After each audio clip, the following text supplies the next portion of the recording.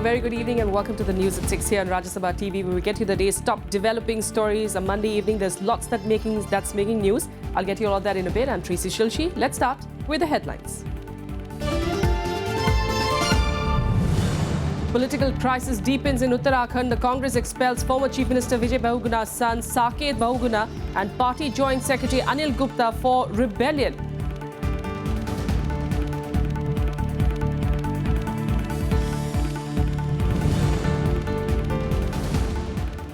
Ahead of elections in 5 states, Prime Minister Narendra Modi clarifies there is no change in the official reservation policy for Dalits and the downtrodden.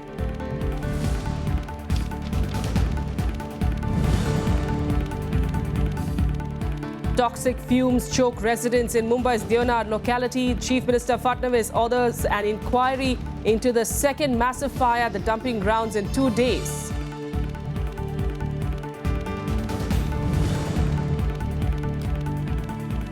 And in yet another show of strength, North Korea fires more short-range missiles into the sea. The UN Security Council calls it unacceptable violation of UN resolutions.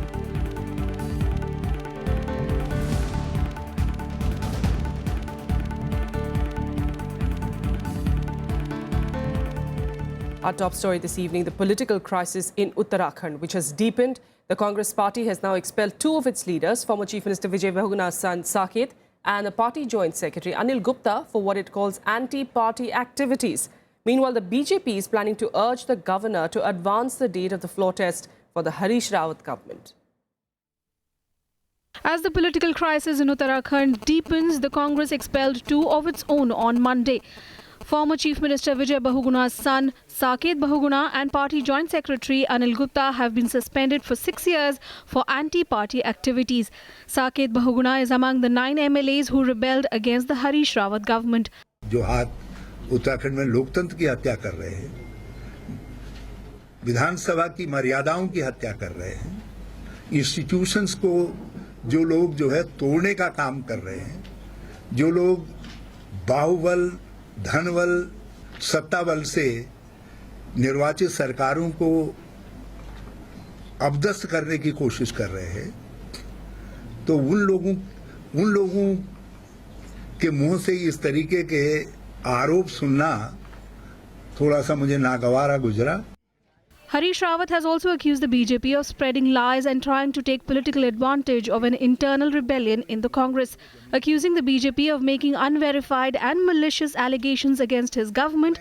Rawat called all allegations against himself baseless. एक बात बिल्कुल दिन के उजाले की तरीके से साफ है कि केंद्र सरकार की अति बलशाली सरकार, क्योंकि बहुत सालों के बाद भारत के लोगों ने इतनी ब्रूट मेजॉरिटी देकर के ताकत दी है, तो वो ताकत जो है बिल्कुल पूरा गदा लेकर के इस छोटे से राज्य के सपनों को चकनाचूर करना चाहती है. But the BJP denies the Congress charge. The party says it will try and urge the governor to advance the date of the floor test for the Harish Rawat government. महामहिम राष्ट्रपति महोदय से भी हम ये कहेंगे कि कल 22 तारीख को सारे लोग वहां पर उपस्थित हैं देहरादून में, सबको आना चाहिए और 22 तारीख के दिन ही फ्लोर पर बहुमत होना चाहिए. Before the crisis unfolded, the Congress had 36 MLAs in the 70-member assembly. The ruling party also has the support of 6 members of the Progressive Democratic Front, while opposition BJP has 28 MLAs. Bureau Report, Rajya Sabha TV. And in a short while from now, the rebel Congress MLAs will be meeting the president.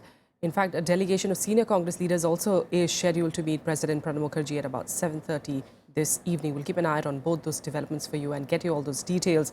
Meanwhile, let's head on to more news. And ahead of assembly elections in 5 states, Prime Minister Narendra Modi has once again clarified his government's stand on reservations.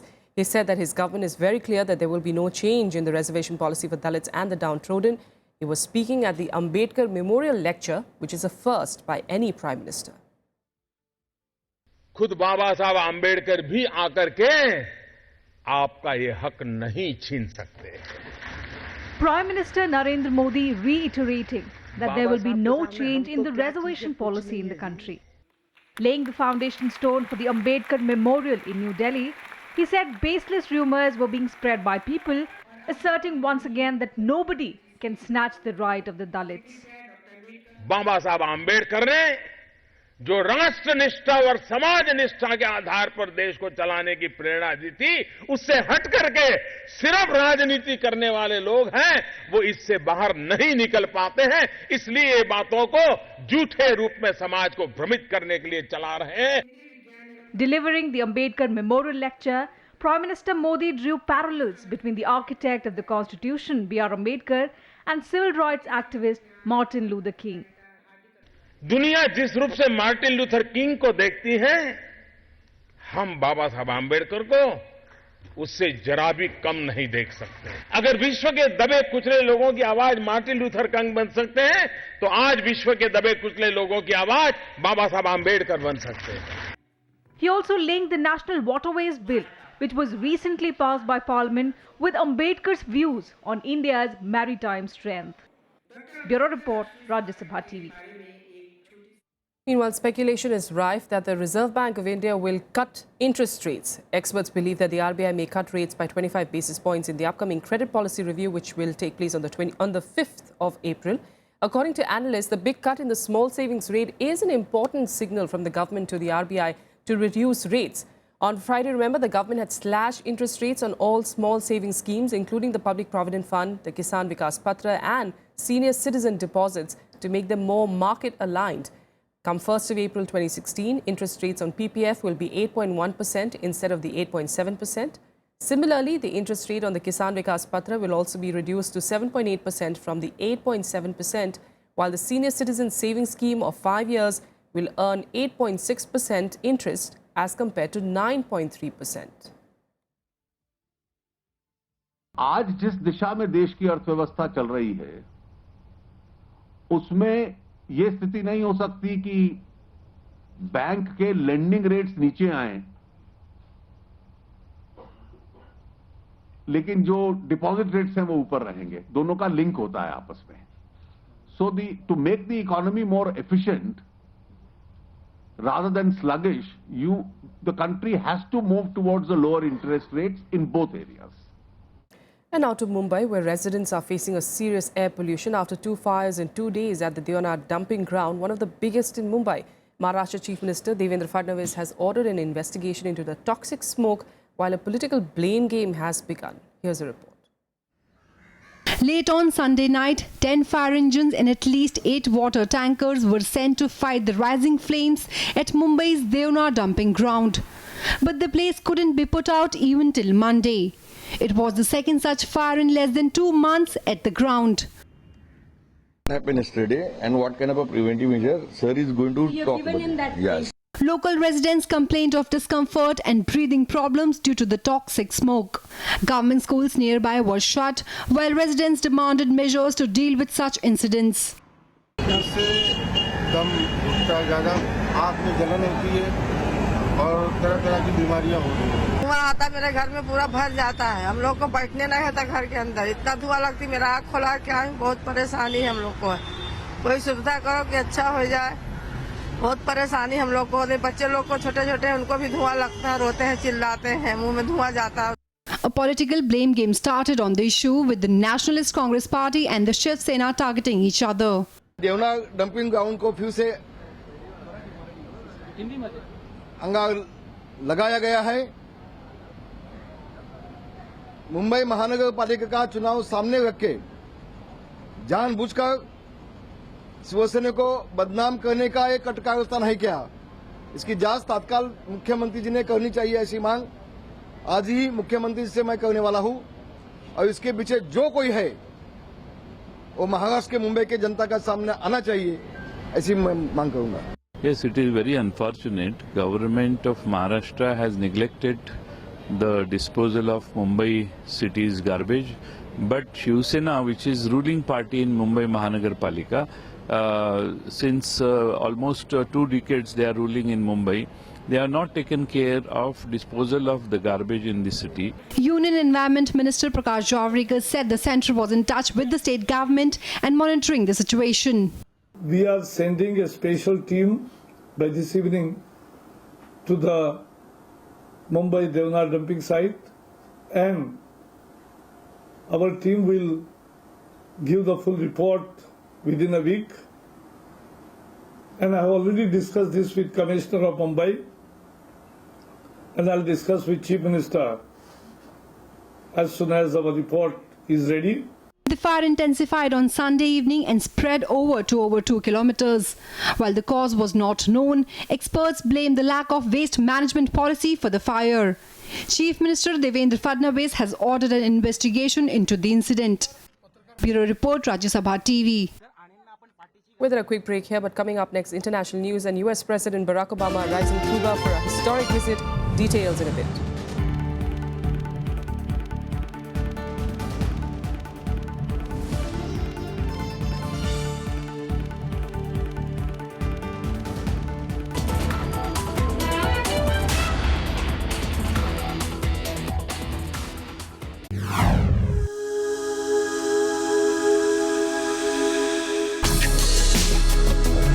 Tales that inspire. Stories of social change. A salute to diversity. Promoting public discourse. Events that motivate. Inspiring the innovative spirit. Watch Rajya Sabha television documentaries. Mondays, Tuesdays and Wednesdays at 10:30 p.m.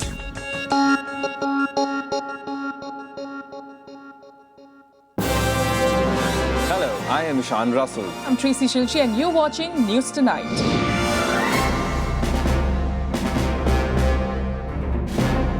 Together with the team of our dedicated professionals from across various fields. This is Shyam Sundar, Vishal Dahiya, Akhilesh Suman, Frank Pereira from Beijing, China. Kriti Mishra for Rajya Sabha Television.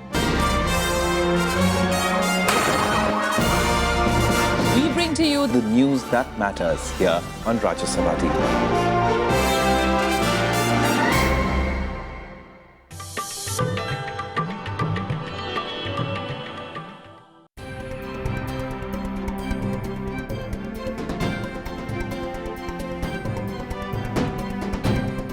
Life after death was a cardinal belief in the Harappan civilization. Reflecting this is the skeleton of a middle-aged woman with gold bangles. Excavated from Rakhigadi in Haryana, it's an example of the burial practices in those times. Much like the Egyptian mummies, vessels, eatables, ornaments were kept near the dead body, in the hope that they would be of use to the person in the next world.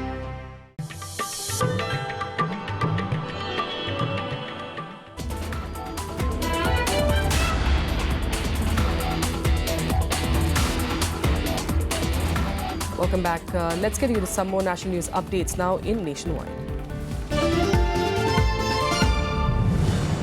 The Maharashtra Assembly was adjourned thrice today after Advocate General Srihari Ane's demand for a separate Marathwada disrupted the state assembly. The Congress NCP and the Shiv Sena raised slogans demanding Ane's resignation. Ane made the demand at an event in Jalna on Sunday where he disbursed relief to families of farmers who committed suicide. He said that Marathwada bore more injustice than Vidarbha and should be independent.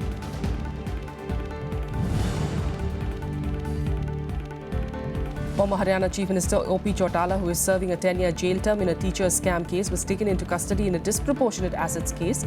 The arrest was made after Surjit Singh, who stood surety for Chautala at the time of his bail, sought to withdraw the surety due to personal reasons. The court is currently recording statements of the CBI witnesses in the case. 5 people drowned while 4 others swam to safety when their boat overturned in Bhopal's lower lake. A group of men were boating in the lake after sunset in violation of prohibitory orders when the accident took place. Bodies of all the victims were fished out and sent for a post-mortem. Now, starting today, we are bringing you special coverage of the assembly elections to be held in the 5 states. We'll get you a state-wise analysis of issues and political alliances and, of course, the breakups. You can watch our special coverage, Verdict 2016, at 6:30 p.m. This evening. Meanwhile, of course, all eyes are on the kind of pre-poll alliances political parties have been setting out.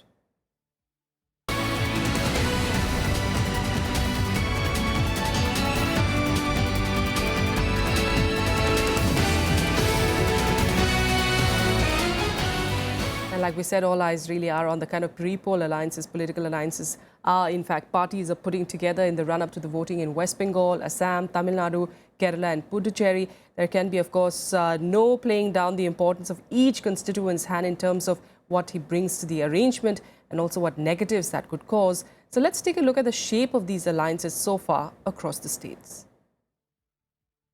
Come election season and coalition and alliance become the heaviest and most common words doing the rounds. Because on this vital parameter will depend all forecasts and predictions. The Bihar elections a few months back confirmed just that. Again, as voting day beckons, the buzzword among political parties is getting together a combination that matches ideology and winnability. In West Bengal, there's been word for some time now of the Congress and left parties coming together to take on the might of Mamata Banerjee's Trinamool Congress, though leaders of the left deny any such move. The ruling TMC has decided to go it alone, as has the Bharatiya Janata Party. कोई alliance नहीं होगा कांग्रेस के साथ। अगर वो जैसे पहले वो लोकल बॉडी इलेक्शंस में नॉर्थ बंगाल में कुछ हुआ इस तरीके से, लेकिन कोई इलेक्टोरल कोई फ्रंट या अलायंस या कोई उस तरीके का कोई घोषणा कांग्रेस का ना हुआ है ना होगा। ये हमारी समझ है जिसके साथ हम हमारी पार्टी कांग्रेस पे हम लोगों ने निर्णय लिया। बांग्लाय तृणमूल कांग्रेस एकाई लड़बे। सीपीएम এর বিরুদ্ধে চিরকাল আমরা লড়াই করে এসেছি, কারণ চিরকাল আমি মনে করি রাজনৈতিক দলটি অলওয়েজ বন্ধ, হরতাল, স্ট্রাইক, ভেঙে দাও, গুড়িয়ে দাও এই চিন্তাধারায় বিশ্বাস করে। In Assam, as was the case in Bihar, a grand alliance has taken shape. The state's second largest party, AIUDF, has tied up with the JDU and RJD. सारे लोग मिलके बीजेपी को आसाम से आउट करना चाहते हैं और यही हमारा मेन उद्देश्य है। जिस तरीके से बिहार में आउट किया गया, जिस तरीके से दिल्ली में आउट किया गया, इसी तरीके से आसाम में एक महागठबंधन बना के हम लोग शुरू से ये चाह रहे हैं। The Congress that's been in power in Assam for 15 years has joined hands with the United People's Party or UPP, and the BJP has teamed up with the Aham Gana Parishad and Bodoland People's Front. In Tamil Nadu, the DMK and Congress will join hands once again to take on Jayalalitha's ruling AIADMK. They've agreed to set aside the slew of differences for now. Watchers say the BJP too hopes to make its presence felt in the state and is likely to tie up with some smaller parties. We will form the government under the leadership of DMK party, and DMK, Congress and other allies will be a very formidable combination to defeat other political parties. In Kerala, the UDF will fight the election behind the Congress, and the CPM will be leading in its alliance with the LDF. The third player, BJP, that has tied up with the regional player Bharatiya Dharm Jan Sena. And finally, in Union Territory, Puducherry, the ruling N. Rangaswamy-led AINRC is keeping everyone guessing on whether it would continue its alliance with the AIADMK for the May 16th Assembly polls. The Congress is expected to tie up with the DMK. Bureau Report, Rajya Sabha Television. And now for other elections-related stories, let's take you through the election wrap. Chief Election Commissioner Naseem Zaidi, along with election commissioners, will commence a two-day visit to Assam State to review the poll preparations ahead of the assembly polls in the state. Polling for the first phase will be held on the 4th of April in 65 seats, while the second phase will take place on the 11th. Counting of votes will take place on the 19th of May. Meanwhile, Election Commission has so far seized nearly 3 crore rupees in unaccounted money and over 4 lakh litres of illicit liquor from Assam ahead of the polls. Around 5.5 kilograms of drugs have also been seized. It is the last day of withdrawal of nominations for the Assam polls. 599 candidates have already filed their nominations for 65 constituencies, which are going to polls in the first phase. However, 13 nominations were rejected due to technical problems.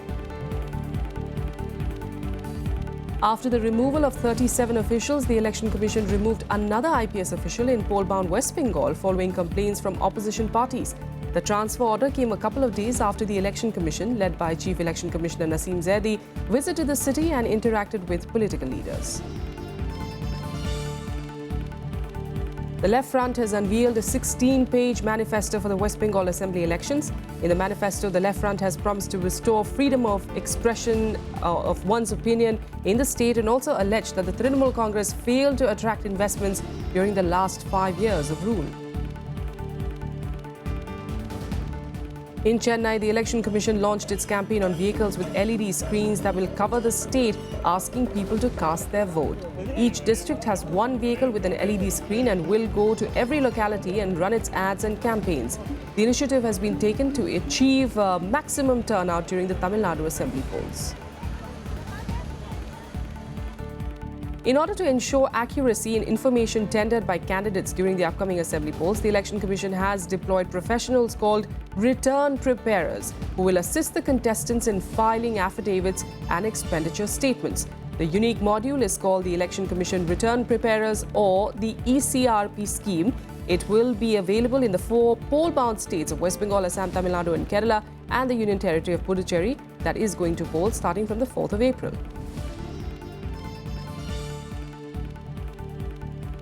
Our international news. And amid rising military tensions, North Korea today fired multiple short-range projectiles into the sea off the country's east coast. The missiles were fired from the northeastern city of Hamhung.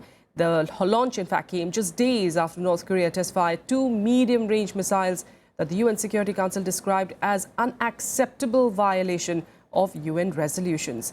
Last week, the US had imposed new sanctions on North Korea in response to a nuclear test on the 6th of January and its satellite launch on the 7th of February. In recent weeks, North Korea has maintained a daily barrage of nuclear strike threats against both South Korea and the US, apparently over ongoing large-scale military drills that the North sees as provocative rehearsals. Meanwhile, US President Barack Obama arrived in Cuba on Sunday for a historic visit. Obama will hold talks with the Cuban President Raul Castro. Both leaders are expected to discuss trade and political reforms. Here's more. A historic visit. Barack Obama became the first sitting US president to visit Cuba since the 1959 revolution, the beginning of an end to hostilities post the Cold War era. Obama landed at Havana's Jose Marti International Airport aboard Air Force One along with his family. He struck a code of friendship with the staff of the newly reopened US Embassy in Cuban capital, reiterating it was a historic opportunity to engage directly with Cubans. It's been nearly 90 years since a U.S. president stepped foot in Cuba. It is wonderful to be here. Back in 1928, President Coolidge came on a battleship. It took him 3 days to get here. It only took me 3 hours. We've got a lot of proud Americans here, but we also have a lot of proud Cubans. So, ¿cómo andan? Sea el único que ha sido más o menos que ha querido compartir con Cuba y nos preocupa que pongan otro que no quiera esa relación entre Cuba y Estados Unidos. Cuban President Raul Castro will roll out the red carpet for the US president, opening a new chapter in US-Cuba relations. They will discuss trade and political reforms. But Obama has no plans to meet the former Cuban president and revolutionary leader Fidel Castro. Obama will also meet political dissidents and will address Cubans live on state-run media. He will be in Cuba for 3 days. The first time ever Air Force One has landed in Cuba, and this is our very first stop. So this is a historic visit, and it's a historic opportunity to engage directly with the Cuban people and to forge new agreements and commercial deals, to build new ties between our two peoples, and for me to lay out my vision for a future that's brighter than our past. But all is not well with the US and Cuba in the diplomatic front. A 54-year-old US economic embargo is still in place and can only be lifted by a vote in the Congress. Cuba still complains about the occupation of the US naval base at Guantanamo Bay. Both US and Cuba agreed to end decades of frozen relations early in December 2014. Since then, there have been commercial deals on telecoms and a scheduled airline service, increased cooperation on law enforcement.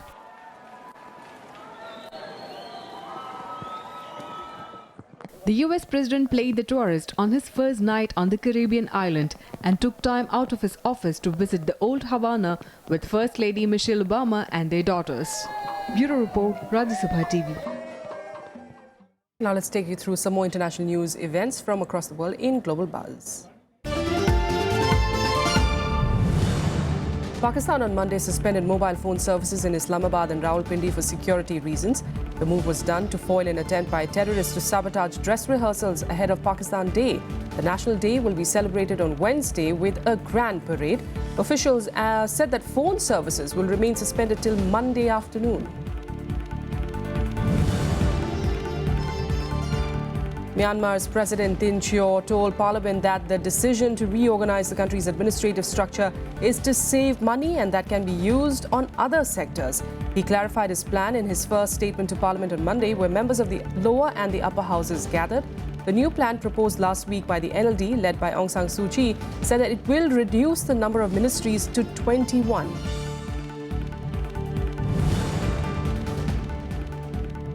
Debris believed to be some from the missing Malaysia Airlines flight MH370 today arrived in Australia for testing. It was found earlier this month off the Southeast African coast 2 years after the plane disappeared.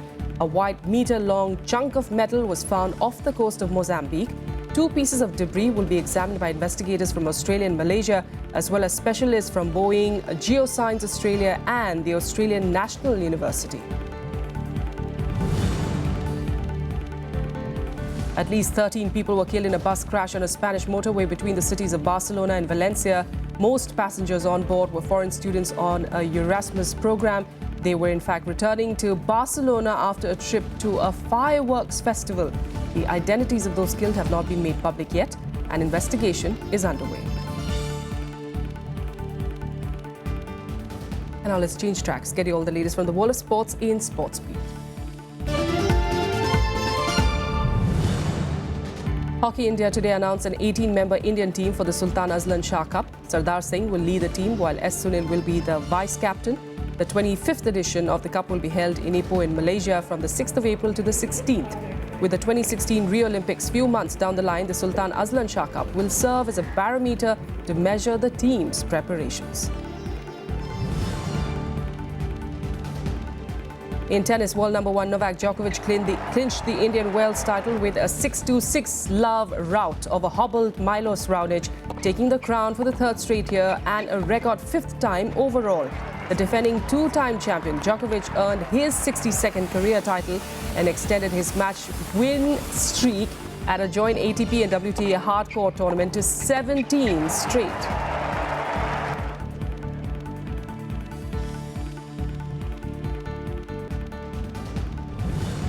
And that's all we have for you on the news at 6. Thanks so much for joining us.